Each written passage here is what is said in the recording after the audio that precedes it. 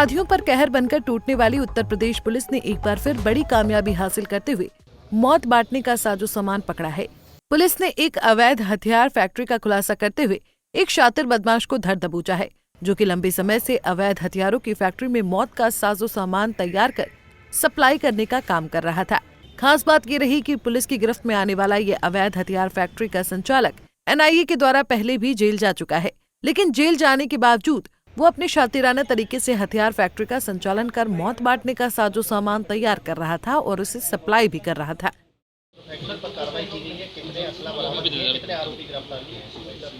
देखिए, कल थाना लोहिया क्षेत्र में एक शस्त्र फैक्ट्री पकड़ी गई थी, जहां से हमें 2 पिस्टल 32 बोर के, एक पिस्टल जो अधवनी थी, 6 मैगजीन, 2 पिस्टल की नाल और जो इनके पिस्टल बनाने के सामान होते हैं, जो औजार होते हैं, वो वहाँ से बरामद हुए थे।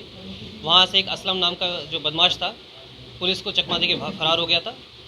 उसी दौरान जो शाम के करीब 6:30 बजे के आसपास थाना कोतवाली क्षेत्र में एक बदमाश जिसका नाम परवेज़ उर्फ फर्रू है, जो थाना देरी गेट से एक मुकदमे में वांछित चल रहा था NBW में, उसे कोतवाली पुलिस ने गिरफ्तार किया था चेकिंग के दौरान। उसके पास से हमें एक पिस्टल और 2 जिंदा कारतूस और 4 जो मैगजीन होती है और कुछ अधबने जो रिवॉल्वर के औजार इक्विपमेंट्स होते हैं वो मिले थे उसके पास से। पुलिस पूछताछ में ये बात सामने आई थी कि हथियार फैक्ट्री का संचालक हथियार को तैयार करने का जिम्मा थाना कोतवाली क्षेत्र के रहने वाले हथियार तस्कर परवेज को दिया करता था।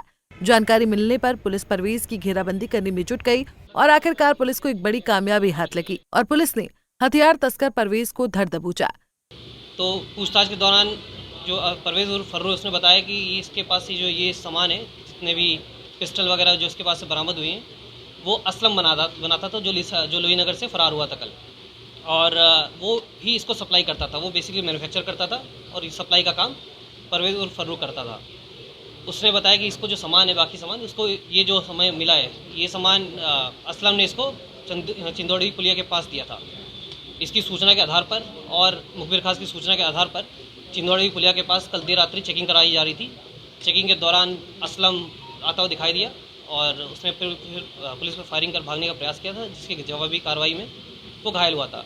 उसके पास से भी हमें एक तमंचा मिला था, एक मोटरसाइकिल मिली थी जो दिल्ली में चोरी हुई है, और कुछ और जो शस्त्र के जो फैक्ट्री पकड़ी गई थी उसके जो औजार थे और उसको इसमें तमंचे, अधवनी तमंचे और ये थे पिस्टल, वो मिले थे।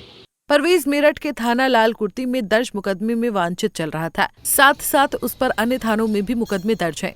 वहीं पुलिस अधिकारियों ने बताया कि गिरफ्तार किया गया हथियार तस्कर अन्य राज्यों में भी हथियार सप्लाई किया करता था। साथ ही साथ एक चौंकाने वाली बात पुलिस जांच में सामने आई कि पुलिस की गिरफ्त में आए परवेज का पुराना आपराधिक इतिहास है और उस पर कई मुकदमे दर्ज हैं। साथ ही साथ ये बात भी सामने आई है कि परवेज को NIA की टीम भी पूर्व में एक मामले में जेल भेज चुकी है। इसके बाद जब हमने विस्तृत पूछताछ की तो पता चला कि जो हमारी ये जो परवेज फर्रू है, ये हमारे लिसाड़ी गेट से जो हमारी अभी शस्त्र फैक्ट्री पकड़ी गई थी, पिस्टल फैक्ट्री पकड़ी गई थी, वो उसमें वांछित चल रहा था।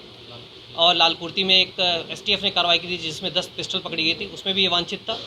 दिल्ली गेट में एक आपका बच्चा नाबालिग पकड़ा गया था, उसके पास भी पिस्टल बरामद हुई थी। उसको पूछताछ में बताया, उस नाबालिग द्वारा बताया गया था कि उसे भी पिस्टल परवेज उर्फ फर्रू ने दी थी। परवेज जो फर्रू है बहुत शातिर किस्म का अपराधी है और इस पर अभी जो फिलहाल जो हमें मिले 7 से अधिक मुकदमे इसके ऊपर पंजीकृत हैं। पहले भी शस्त्र फैक्ट्री में जेल जा चुका है। पूछताछ के दौरान इसने बताया कि ये NIA ने भी इसे जेल भेजा है और ये पटियाला में कहीं जेल में बनता है, उसके बारे में जानकारी की जा रही है। इसके अलावा ये अंतर्राज्यीय एक चोर, मतलब ये पिस्टल सप्लायर है और ये दिल्ली, गुड़गांव, अपना उत्तराखंड, उत्तर प्रदेश, जो आसपास के क्षेत्र हैं, इन सभी जगह ये पिस्टल सप्लाई करता है। असलम भी इसका ये मैन्युफैक्चरिंग करता था और असलम के ऊपर भी गैंगस्टर जैसे गंभीर धाराओं में मुकदमे पंजीकृत हैं और इन दोनों को ही अब माननीय न्यायालय के सामने पेश कर अग्रिम विधिक कार्रवाई की जा रही है। सर, इस गैंग की अगर बात की जाए, क्या आपराधिक इतिहास है पूरे गैंग का? अभी तक कितनी जगह पर इन्होंने सप्लाई की, उसके बारे में क्या जानकारी?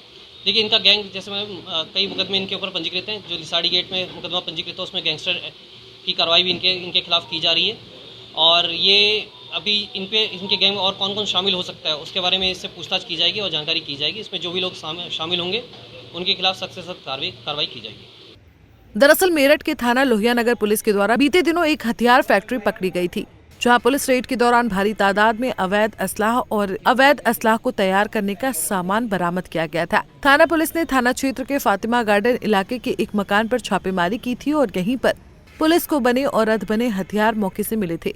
इस अवैध हथियार बनाने की फैक्ट्री का संचालक मौके से फरार हो गया था, जिसे बाद में पुलिस ने मुठभेड़ के बाद उसे अपनी गोली का निशाना बनाते हुए धर दबोचा था। पंजाब केसरी टीवी के लिए मेरठ से आदिल रहमान की रिपोर्ट। हमसे जुड़े रहने के लिए हमारे YouTube चैनल को सब्सक्राइब करें और नई वीडियो की नोटिफिकेशन के लिए बेल आइकॉन को दबाएं। अगर आप ये वीडियो Facebook पर देख रहे हैं तो लाइक जरूर करें और ज्यादा से ज्यादा शेयर करें। धन्यवाद।